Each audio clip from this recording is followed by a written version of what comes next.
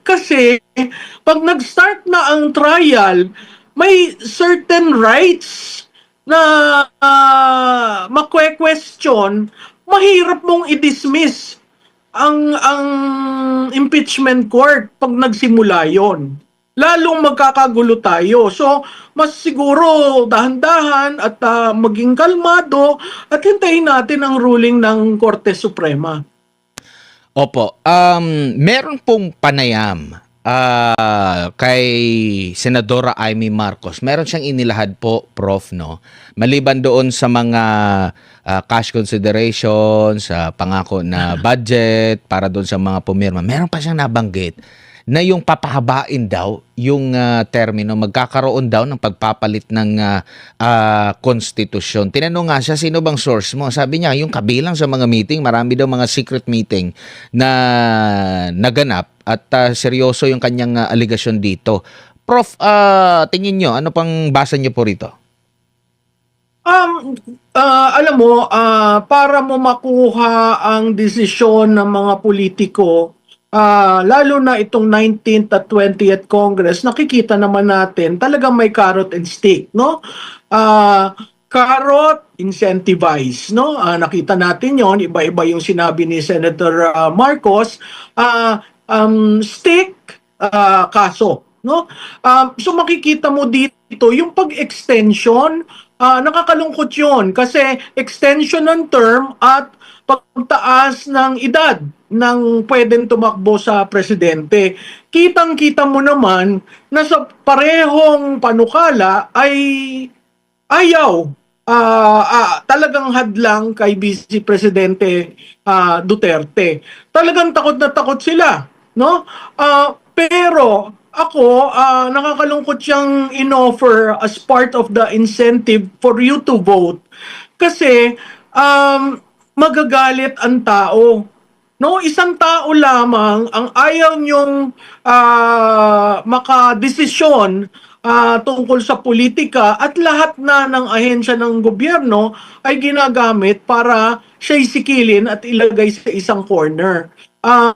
Maling-mali yun, pero kung yan ang rason kung bakit pumirma ang karamihan, sa tingin ko, nanghina rin sila nung nakita nila ang pagpapalit sa Senado. Kasi ang ino-offer nila, mahirap yan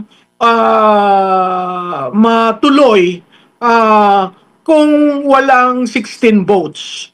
At ganun rin sa pananaw ko, mayroon rin kumakalat na may ino-offer na tumakbo sa Vice Presidente si Senate President Cayetano sa administrasyon at meron rin sinasabi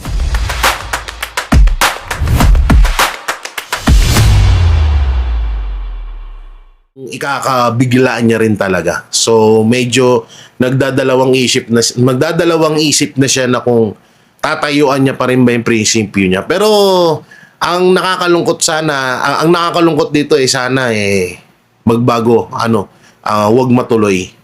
At sana magbago ang isip nila at wag nila ituloy yung na yan, yung panghuhudas na yan.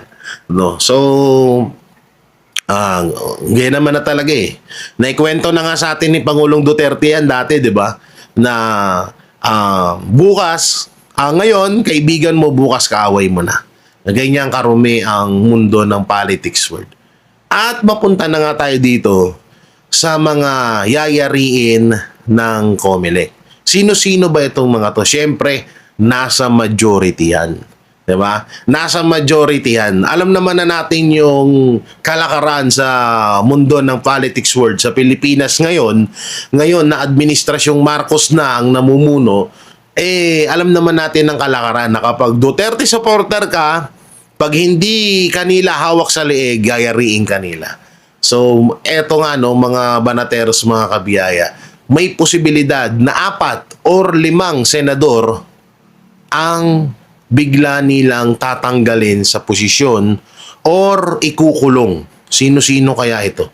No? So, Yan po yung isa sa mga pag-uusapan natin. No? At bago lahat na yan, mapunta muna tayo sa ibang balita kagaya nitong mga babasahin ko sa inyo. So ito mga banateros, pag-usapan ho natin itong biro ni Bongbong Marcos Jr., the greatest president ever and the Philippine century. So dito basahin no natin itong kanyang panayam na ewan ko, biro ba to? Ano ba? Hindi ko alam. Hindi naman ako natawa dun sa joke niya. Sabi niya rito, di ako natatakot mapa flood control yung mga project. Aba, PBBM, ito yung biro ko nga sa mga kayo sa inyong mga local government. Hindi ako natatakot na mapa flood control yung mga project dahil pagka ginawa nyo yan, pagka may nagloko, may nandaya sa project, nako, hindi sila tatagal. Hindi kayo tatagal na sisitahin kayo kaagad ng mga constituents ninyo. Mahigpit naman ang paalala ni PBBM sa local official na tiyaking maayos at wasto ang paggamit ng pondo para sa iba't ibang programa ng gobyerno. Oh, akala mo naman talaga BBM, kamusta naman yung Kamusta naman yung mga kongresistang nakatanggap ng mali-maletang pera? Kamusta naman sila? Mukhang wala nang balita doon Mukhang walang balita kasi kung ganyan ang sinasabi mo na kapag napatunayang may nandaya, may nagnakaw, matagal na. Ano ka ba? Gumising ka nga. Tulog ka pa rin ba? Tulog ka pa rin ba? Ilang taong ka nang nakaupo. Sa ilang taong pagkaupo mo, puro nakawan na yung ginagawa. Kaya gumising-gising ka. Samantalang ito, may pag-uusapan tayong fake news. No? Sabi dito, OSG, total sa health political test kay PBBM.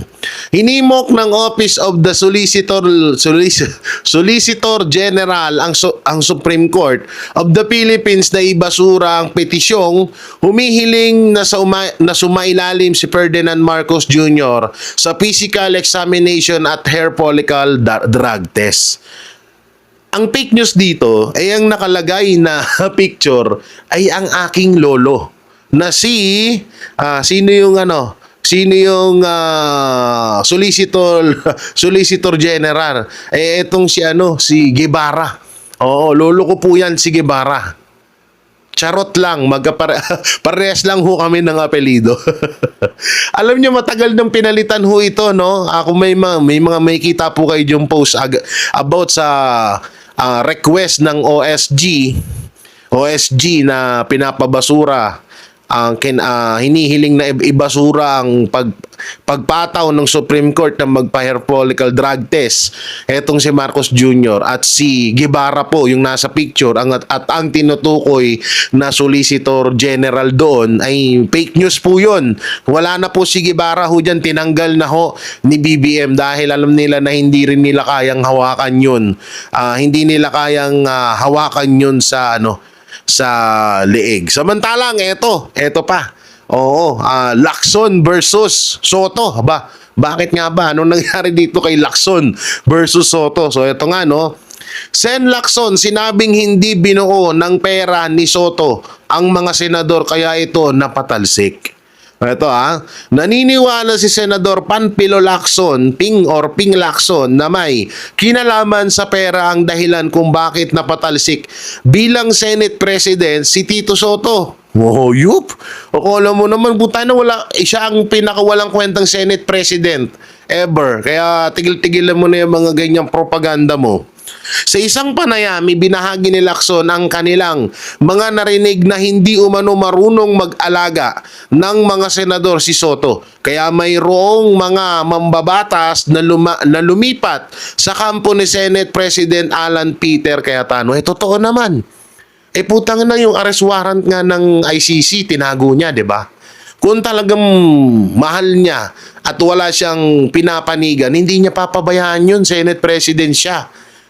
Kung hindi pa nakatakbo si Bato at kung hindi pa malaman, putang na, traitor siya. siya yung lehitimong matagal ng traidor na senador diyan sa loob at ang mga kasamahan niya ni Bam Aquino at nila Kiko, no? Sinasabi niyo na pera ang dahilan sa pagpatalsik kay Tito Soto. Hindi pera 'yun. No, hindi pera 'yon. Ako naniniwalang hindi pera 'yon. Dahil una-una walang kwenta si Tito Soto bilang Senate President. Pangalawa, pinapabayaan ni Tito Soto. Tignan niyo ha. Pinabayaan niya nga makapasok yung NBI. May mga bali-balita pa nga na siya mismo ang tumawag sa NBI nung nalaman niyang parating si Bato de la Rosa sa Senado. Tapos sasabihin niyo na parang pera ang dahilan, nagkabayaran kaya pinalitan si Soto. Ulul! Sabi ko, si SB Soto wala siyang 142 billion na pwedeng ipamigay sa mga senador, ani ni Lacson. Uy, mga senador, hinahayaan nyo na ginaganito kayo ni Lacson? Ayan, binigyan daw kayo ng 42 billion. Kaya daw napalitan itong si Tito Soto. Aba, pang bibintang ho yan. Dapat kinakasuhan nyo yan. Hindi ho pwedeng ganyan. 'Di ba? Sana dapat kinakasuhan nyo to si Lacson. Pinagbibintangan kayo. Oo, grabe no. Lapit nito ni Lacson ha. Kasama rin umano sa mga dahilan ay ang naging ulat ng Senate Blue Ribbon Committee na dating hawak ni Lacson kung saan ay inirekomenda na kasuhan ng ilang senador. Kung isasama ng loob ng aking mga kasama yung pagganap ko ng tungkulin bilang chairperson, hindi ako para magtakip sa mga kasamahan aniya. Wow! Wow! Ang kapal ng mukha mo. Ang kapal naman ng mukha nito ni Lacson. Talaga ba? Putang ina. Sige, sabihin na natin na may kasalanan yung mga kapwa mo senador. Hindi naman natin sinasabing wag mo silang wag mo silang wag mo silang panagutin sa batas. Ang punto rito, kung yung mga senador na kasamahan mo hindi mo sila kinakampihan or wala kang sinisino, bakit si Martin Romualdez at Marcos Jr. hindi mo nga magawang i-mention, hindi mo nga magawang ipatawag sa Senado? Okay, si Marcos Jr. presidente yun, aminado tayo na hindi mo talaga mapapatawag sa Senado yun. Pero si Romualdez, kayang-kaya mong ipatawag yun. Bakit nung sa tinagal-tagal mong Chairman Blue Ribbon Committee, hindi mo nagawa yun? Tapos ngayon magdadahilan ka na kesyo pinag-initan ka ng mga kapwa mo senador dahil may mga kaso sila at niyayari mo sila. Si Romualdez niya, di mo mayari. Ulul! Grabe to, no? Grabe magpanggap to. Etong dalawang malupit na magjowa, etong si Soto tsaka si Lacson, no? Kakaiba, no? Iba yung iba yung dating nila sa pagpapanggap, no? Sanay na sanay. Samantalang ito, pinagtatawanan ho ng mga netizen, ito pong ginawa ni Marcos Jr. sa isang eskwelahan. So ano nga ba ang ginawa ni Marcos Jr. sa isang eskwelahan? Nagpulburon ba siya sa harap ng ng mga kabataan? Hindi naman ho ganun. Hindi naman. So ito, basahin natin. Pangulong Marcos ibinahagi ang turo niya sa mga estudyante na mag-aral mabuti. Wow! Bumisita si Pangulong Ferdinand Bongbong Marcos Jr. sa mga estudyante at guro ng Binuangan Elementary School sa Obando, Bulacan nitong Mayo 21, 2026 bilang parte ng pakikilahok niya sa Brigada Eskwela.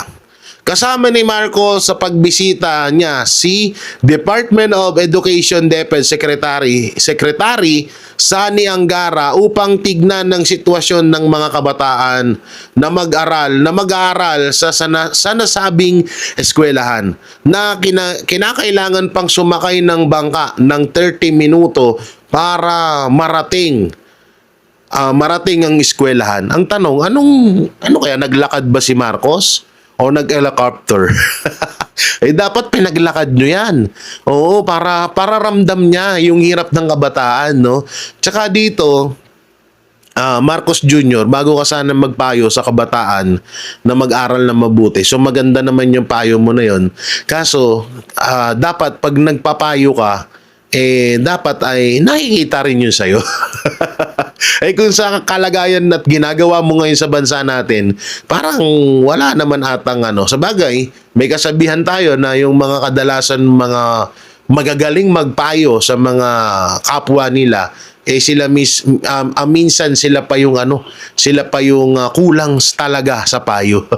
Kagaya ni Marcos Jr. At pinagtatawanan nga to na sinulat pa ni Marcos Jr. sa ay nako, ano ba pinagagawa nitong presidente na to? Ama, Lord, ang sabi namin, maayos na presidente, kagaya ni Pangulong Duterte. Bakit binigyan mo kami ng ambot? Bakit binigyan tayo ng ganito? Pwede mo naman sabihin sa mga bata na, mga bata, mag-aral kayo ng maayos. Butay na, sinulat pa doon, nagpakahirap-hirap pa. Tapos yung sulat niya, hindi naman pang elementary. ano sulat niya? Pang-adik? Hindi. Wala akong sinasabing gano'n, ha? Wala akong sinasabing gano'n. Pero nakakatawa dito. Alam mo yun, ewan ko na lang ba talaga? Alam mo, paring Bongbong, nai-stress na ako sa'yo. Nai-stress na ako sa'yo, parang Bongbong. kung ano lang pinaggagawa mo. Para lang magustuhan ka ng taong bayan, putang ina ka. Ganito yung mga pinaggagawa mo. Nagsulat pa siya, labasahin natin. Mga mahal kong estudyante, mag-aral kayong mabuti. Putang ina, ang sakit mo sa dyan. Isinulat pa doon. Di ba, kitang-kita nyo yung screen, di ba? Isinulat niya pa talaga. Ay, naku, Bongbong. Ano nangyari sa'yo? Ano nangyari sa'yo? Ay, sakit mo sa panga. Ba't kaya binigyan tayo ng ganitong sinto-sintong presidente, no? Kaya tuloy yung Pilipinas na yun, no? Binigyan tayo sinto-sinto ng presidente. Visit. Samantalang, Peng Lacson ulit. Ito, matatawa din kayo dito. Sen Lacson, inamin na naisipan niyang mag-resign sa Senado pero pinipigilan siya. Wow! Oy! Isa pag nakakatawa to, putang ina. Oy, sino po ipigil sa'yo na mag-resign? Gago, gustong-gusto ng taong bayan na mag-resign ka na. Kahit yung mga bumoto sa'yo nung eleksyon, kahit yung mga ilang bumoto sa'yo ng eleksyon, gustong-gusto na nilang umalis. Dahil akala nila, kayo ni Soto, magiging maayos pa rin. Nagulat sila na magiging tuta lang pala kayo ni Martin Romualdez at Bongbong Marcos. Pinipigilan. Sino mo ipigil sa'yo? Inamin ni Senador Panfilo Ping Lacson na iniisip niya na magbitaw sa Senado dahil sa mga nangyayari sa Kongreso. Sa isang panayam ng One News, sinabi ni Lacson na nasabihan niya na noon si Senador Tito Soto sa kanyang plano na mag-resign. Ngunit pinipigilan siya nito. Uy, pinipigilan ka ng jowa mo. Utangin na naman talaga. Ay, nako. Ewan ko na lang talaga, ha. At ito pa yung etong si Lacson pala ay nag-live sa chat nila sa kanilang GC. May pag-live pa no? Utangin na talaga. Ewan ko sa'yo.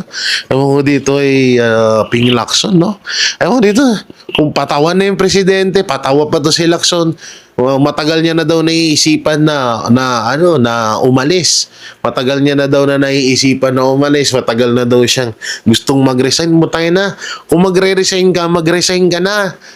At yun ang gusto ng tao. Oo, walang pumipigil sa'yo.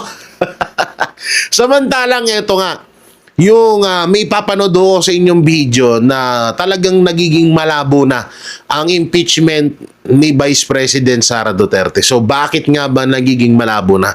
So ito po yung video para lubusun nating maunawan. Ito po at panoorin natin. Hindi ba pag pinoprotektahan mo ang isang institusyon, gagawin mo ang lahat para pagtanggol mo yan. Lalo na ito mga senador, no? Ilang senador ang naandon, so kailangan silang kumilos. Nakita rin naman natin ang pagbugbog doon sa isang OSA member. Yun ba wala na ring halaga? Pinatawad na basta-basta yung mga NBI. Nakakatakot ito kasi kung nagagawa nila sa mga senador, kayang-kayang gawin sa mga ordinaryong citizen. Napaiyak sa plenaryo itong si Senador Pia kasi doon siya nasaktan na parang parang ginagaslight yung nangyari. Tapos sabi naman ng mga minority, hindi yan totoo. Humingi kami ng kumbaga, sending prayers, nag-message kami sa group chat natin. Pero di ko alam kung nakita mo na yung group chat. Kanina diniscuss ko nga, Prof, no, na nangyari yung putukan, 7:44, pasado 3:00 yung last message doon, si Jinggoy Estrada. Tapos ang next message, 9:55, which is, si ano pa ang nag-message? Yung nandun din sa Senado na parang, ang tingin ko nga, sarcasm kasi sabi niya, hi colleagues, okay lang kami dito, na wala namang sinasagot si Senador Villar, Camille Villar, doon sa group chat. Kumbaga parang, okay kami dito. Wala wala siyang reply doon sa previous na mga message. So tingin mo may punto si Pia doon sa kanyang nasaktan siya dahil walang nangumusta sa kanila during the time 7:44 naganap yata yung putukan, Prof. Alam mo, Admar, nakakalungkot na umabot ang Senado sa ganito, no? Ang Senado dati, very collegial, nagtutulungan, pamilya yan eh. Nagsama kayo ng 6 na taon, yung iba 12 taon, para sa bansa, no? At maisabatas ang kung ano-anong issues. Yung emotional marahil si Senator Cayetano dahil ngayon lang nangyari. At ang nakakapagduda, bakit nawala yung minority? Halos lahat sila nawala, no? Parang sinasabi nga na, di kayong bahala. Yun ang nakakalungkot. Kasi kahit na ano yung sabihin mo, nag-dinner sila, maayos naman, yung fact na under siege ang Senado at may mga senador sa loob at may mga staff at kawani ng Senado, yun lang dapat ang isipin nitong mga nasa minority ngayon, no? Maraming netizens ang nangungumento at nagsasabi, kamusta naman kayo dyan? Parang ginagawan joke, no? Doon sa mga naggaganon, hindi nyo alam ang personal aspect at relationship ng mga senador. So para tayo manghusga, wala naman tayo doon at para mangumentaryo na kamusta ka. Logical sa Pilipino kasi custom natin na pag may nangyayari, 'di ba? Nangangamusta. Yung iba pag may nangyayari, pumupunta kaagad doon at tinitingnan. So, nakakalungkot dahil parte ng plenaryo ngayon 'yan, nasa records at makikita mo na lahat sila na stand doon sa reaction ni Senator Cayetano. And I think Senator Cayetano was just saying it as real as possible because that is her sense of things, no? Para ilabas ang GC, para ipakita na nagtanong sila. Immaterial yon kasi pag may nangyari sa kulig mo, sa atin, normal yun. Kung may earthquake, may nangyari sa mga kasamahan mo, tinatanong mo, kung wala ka doon, kamusta kayo? Ano nangyari? Okay ba kayo? Di ba? Sa tingin ko yung pagbanat ng iba na plastic daw at kunwari lang daw yung pagluha. Ako, sana nakikiusap ako, pabayaan natin sila kasi hindi naman natin alam kung ganong kalalim ang relasyon ng bawat senador sa isa't isa.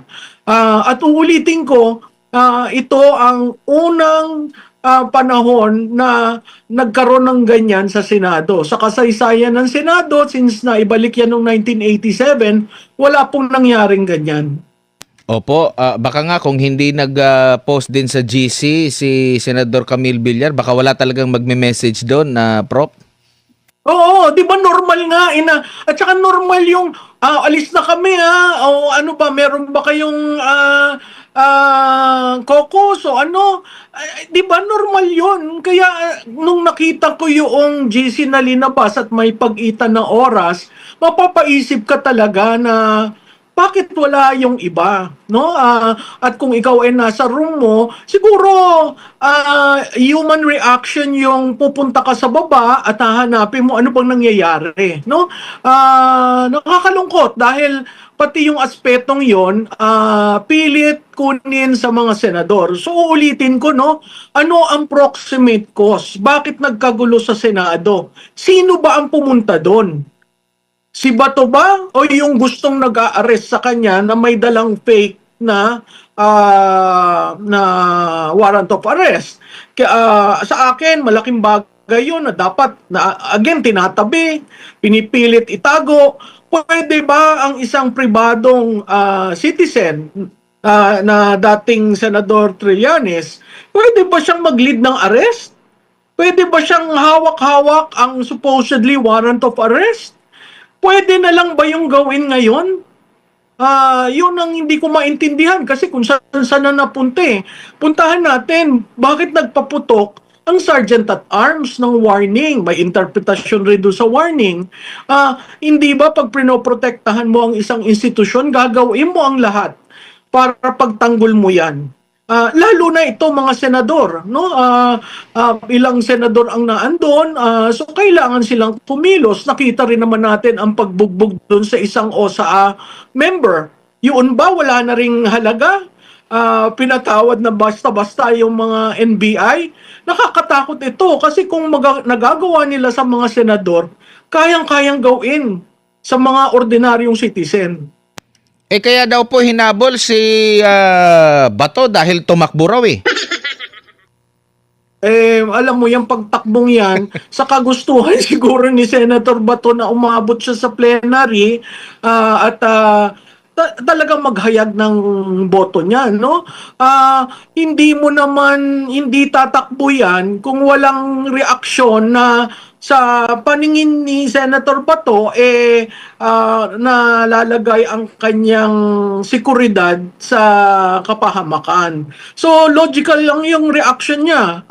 At kung titingnan nyo, yung mga nagpunta na sa Senado, yung stairwell talagang napakakitid niyan. At ang baitang iba't iba. So, talagang makikita mo may effort to really run after him.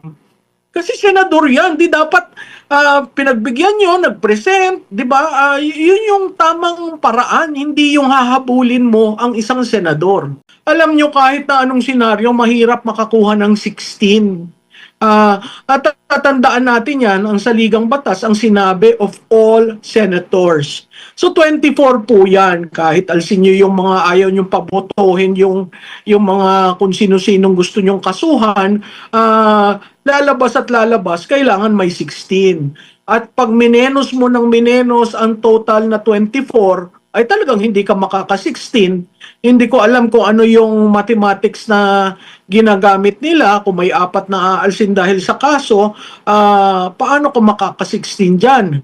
So talagang pipilitin ng lahat. At pag nakita yan ng taong bayan, alam mo, sa aking pananaw, magiging tipping point yan ginagawa nilang mga extension at kung ano-anong offer. Kasi galit na ang taong bayan. Mas lalo nyong ginagalit dahil isang tao lang talaga ang prino-project nyo sa nakaraan na 4 na taon. Konti lang yung pagitan sa majority at minority, no? At meron pa akong narinig na interview sa dating tagapagsalita ng Senate Impeachment Court na isa sa mga factor daw na nakita niya na dahilan kung bakit napalitan itong si Senate President Tito Soto ay kakulangan sa kakayanan nito. Hindi abogado si Tito Soto at mas akma sa kasalukuyang liderato. Ano po masasabi niyo po dito, Prof? Ako'y sumasang-ayon dyan. Yan ang aking column nung Martes na nakaraan na sinabi ko doon, oo, si Senate President Soto ay mahaba ang experience, malawak ang experience, pero ibang klase ang impeachment court. Sa impeachment court, ang presiding officer kailangan mag-decide, no? Napakahalaga diyan yung jurisprudence. Ano ba yung jurisprudence? Ito yung mga kaso na pwede mong kunan ng yaman sa pag-rule, no? Na basihan para sabihin, that is out of order, that is a wrong interpretation, we should probably consider it this way. Malaki ang nakita natin sa kasaysayan ng impeachment sa ating bansa. Si Senate President Nene Pimentel, abogado yon. Si Senate President JPE, and really abogado yon. Nakita mo yung yaman ng literature nila to make a ruling. Yun ang kinokol ng presiding officer, that you are able to break the impasse, to intervene when necessary, and to rule. Ang ruling mo is based on jurisprudence. 'Di ba? So napakahalaga na abogado 'yan na umupo. Dahil ang vice presidente na nasa saligang batas, ang presiding officer ay ang Senate President. So napakahalaga. Si Senate President Soto, plano niya siya, magkakaroon ng impeachment manager na si Senator Kiko Pangilinan. Sa tingin ko yun ay admittance on his part na he really needs assistance. And how will you be able to rule kung yun ay manggagaling sa iba? So lahat subject, lalo na dito sa contentious na impeachment kayo, Vice President, yung ruling napakahalaga. Hindi pa pwede yung medyo padagilid-tagilid o medyo patawa-tawa. Hindi, napakaseryosong bagay ito. Kasi Vice Presidente yung ini-impeach. No? Sabi nga nung iba, di gawin na lang daw na si Chief Justice. Kaso ang sasaligang batas ang naandon ang Senate President. So tama yan, nag-agree ako dyan. Kaya ginawa at kaya nakita ng mga colleagues niya na mahihirapan ang Senado. Sa majority nung una, iisa lamang ang senador. Yun ay si Senator Pangilinan. Sa minority dati, 4 ang abogado. So, kailangan talagang, kung titingnan mo kasi yung institusyon kailangan yung institusyon, someone who can make a decisive ruling na hindi mag-aaway-away yung mga colleagues nila doon sa impeachment court. Kasi kung maging magkaroon ng internal struggle sa mga posisyon, ang ultimate arbiter, ang Senate President. Hindi siya bumoboto dahil boboto lamang siya kung may tie, pero napakahalaga ng kanyang mga rulings. Opo, meron pang, baka kasi hindi rin i-considera yung Chief Justice kasi meron ding hiling doon Medyo abala sila, marami silang trabaho ngayon. Meron pa dito kay Bato at meron pa dito kay mga humiling na kini-question yung constitutionality dito sa impeachment nga ni VP Sara. Pero napag-uusapan na po ito. Sakali po na lumabas ito, anong nakikita nyo po mangyari? Kung paborable po dito po kay Vice President Sara Duterte. Ano ba to? Parang part 2 doon sa unang nilang nangyari. So, mabubura. Next year na naman. At kung next year ba, kung magfa-file sila ng impeachment, parang... At mahirap na ang next year kasi malapit na tayo sa eleksyon. Yun ay kung may eleksyon, no? Pag nag-rule ang Korte Suprema na dismiss yung impeachment na yan, babalik tayo uli sa square one, no? At legitimate ang mga issues na dinala sa Korte Suprema, yung acceptance kay Madriaga, yung COA ruling being final, yung AMLA report, di ba? At saka yung conditional threat. So napaka-importante na hintayin natin ang Korte Suprema na mag-appreciate kasi nagbigay na sila ng unang ruling dun sa unang impeachment and apparently hindi pa rin sinunod ng House of Representatives yon. So talaga napaka-importante 'yun. So hindi dapat gigil ang Senado, tama ang ginawa ng Senado na ang unang hearing July, para mabigyan ang Korte Suprema ng panahon to rule on it. Kasi 'pag nag-start na ang trial, may certain rights na makwe-question, mahirap mong i-dismiss ang impeachment court 'pag nagsimula 'yon. Lalong magkakagulo tayo. So, mas siguro dahan-dahan at maging kalmado at hintayin natin ang ruling ng Korte Suprema. Opo, meron pong panayam kay Senadora Amy Marcos. Meron siyang inilahad po, Prof, no? Maliban doon sa mga cash considerations, pangako na budget para doon sa mga pumirma. Meron pa siyang nabanggit na yung papahabain daw yung termino, magkakaroon daw ng pagpapalit ng konstitusyon. Tinanong nga siya, sino bang source mo? Sabi niya, yung kabilang sa mga meeting, marami daw mga secret meeting na naganap at seryoso yung kanyang aligasyon dito. Prof, tingin nyo, ano pang basa nyo po rito? Alam mo, para mo makuha ang desisyon ng mga politiko, lalo na itong 19th at 20th Congress, nakikita naman natin talagang may carrot and stick, no? Carrot, incentivize, no? Nakita natin yon, iba-iba yung sinabi ni Senator Marcos. Stick, kaso, no? So makikita mo dito yung pag-extension, nakakalungkot yun kasi extension ng term at pagtaas ng edad ng pwedeng tumakbo sa presidente. Kitang-kita mo naman na sa parehong panukala ay ayaw, talagang hadlang kay Vice Presidente Duterte. Talagang takot na takot sila, no? Pero ako, nakakalungkot siyang in-offer as part of the incentive for you to vote. Kasi, magagalit ang tao. No, isang tao lamang ang ayaw niyong makadesisyon tungkol sa politika at lahat na ng ahensya ng gobyerno ay ginagamit para siya'y sikilin at ilagay sa isang corner.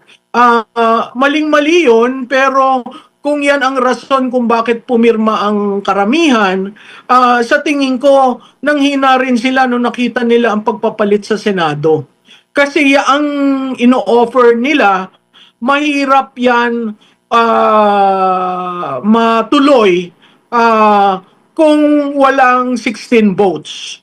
At ganun rin sa pananaw ko, mayroon rin kumakalat na may ino-offer na tumakbo sa Vice Presidente si Senate President Cayetano sa administrasyon, at meron rin sinasabi na yung ibang may kaso ay hindi nakakasuhan. Sa kagustuhan nilang ma-impeach si Vice President sa Senado. Alam nyo, kahit na anong senaryo, mahirap makakuha ng 16. At tatandaan natin yan, ang saligang batas, ang sinabi of all senators. So 24 po yan, kahit alsin nyo yung mga ayaw nyong pabotohin, yung mga kung sino-sinong gusto nyong kasuhan, lalabas at lalabas, kailangan may 16. At pag minenos mo ng minenos ang total na 24, ay talagang hindi ka makaka-16. Hindi ko alam kung ano yung mathematics na ginagamit nila. Kung may 4 na aalsin dahil sa kaso, paano ko makaka-16 dyan? So talagang pipilitin ng lahat. At pag nakita yan ng taong bayan, alam mo, sa aking pananaw, magiging tipping point yan ginagawa nilang mga extension at kung ano-anong offer. Kasi galit na ang taong bayan. Mas lalo niyong ginagalit dahil isang tao lang talaga ang prino-project nyo sa nakaraan na 4 na taon. Opo, kasi maraming mga maliban dito sa impeachment, alam natin malakas itong si Vice President Sara Duterte. Meron pa dong issue sa muling pagbubukas ng investigasyon. Itong dalawang issue ba na ito, Prof, ay napakahalaga na dapat nilang mapigilan talaga. Kasi dito nakasalalay yung kanilang kinabukasan. Oo, alam mo yung ako'y natutuwa sa desisyon ng kung sino ang magiging head ng Blue Ribbon. Tama na si Senator Pia just to hindi maging antagonizing ang lahat between Senator Marcoleta and Senator Lacson. Makikita mo na si Senator Pia is very clinical in her approach. Pero pag nabuksan niya ang Blue Ribbon na yan, yan ang napakahalaga sa taong bayan. Hindi yung impeachment eh. Para sa akin, napakahalaga ang Blue Ribbon dahil trilyon na pondo ng bayan ang nawala. At hanggang ngayon, hindi natin maintindihan sino ba talaga ang mastermind, no? So kung maipatawag ang lahat na dapat patawagin, kung makapagpadala si Congressman Ko ng kanyang sworn affidavit na may ginawa sa ating embahada, malaking bagay ito para once and for all matapos natin itong usapin na ito. Biro mo mag-iisang taon na yung mahiya naman kayo campaign. Tapos anong nangyari? Hindi natin nakita ang report ng ICI, hindi natin nakita ang report ng partial report ng Blue Ribbon, kaya nga nagkaroon ang ruling ng kaso sa Korte Suprema at sinabi na dapat ipakita, 'di ba, hinihinga ng response si Senator Ping Lacson. So maraming itinatago sa atin na hindi yan tunay na accountability. So, pag pinagsabay mo yan, kung ang sinasabi, ang Senate hearing ng impeachment court ay July, hanggang June 4 ang sinidya nila, magsisimula ba si Senator Pia Cayetano ng Blue Ribbon, itong remaining days, no? Siguro, napaka-importante na malaman ng tao kung ano ang appreciation ni Senator Cayetano tungkol doon. So yun, no, ang ganda na naman ng mga natutunan natin kay Prof. Malo Tiquia mapatungkol hungaw dito sa gulo na nangyayari sa Senado. So grabe naman din naman talaga, no? Talagang alam nyo, kaya nga lagi ko sinasabi sa vlog ko na etong mga senador, wag nyo nga hayaan na na hawakan kayo sa leeg ng mga anti-Duterte, yung mga taong gustong-gusto lang ma-impeach si Vice President Sara Duterte. Huwag niyong hayaan na parang gagawin lang kayong bataan dyan. Kung ano yung tama, gawin niyo. Kung ano yung sa tingin niyong tama. At pakiramdaman nyo yung yung kagustuhan. Sa akin tol, isa ako sa Banateros Vloggers tol eh. Oo nga, isa sa mga Banateros vloggers. Kasi 'di ba Banateros Brothers, kami yon. Sila Banateros Vloggers. Yan, ay, alam nyo na kasi fake news daw ako eh. May nag-comment kasi sa video natin tol, fake news daw ako. AI lang yung kasama mo, hindi yan si Jay Guevara, sabi nga nun. O yan kitang-kita nyo yun Yan ang Banateros, walang inuurungan. Pag tama palakpakan, pag mali ay babanatan. Yan ang Banateros, boses ng ordinaryong Pilipino. Banateros ay walang makakaawan, walang inuurungan. Banateros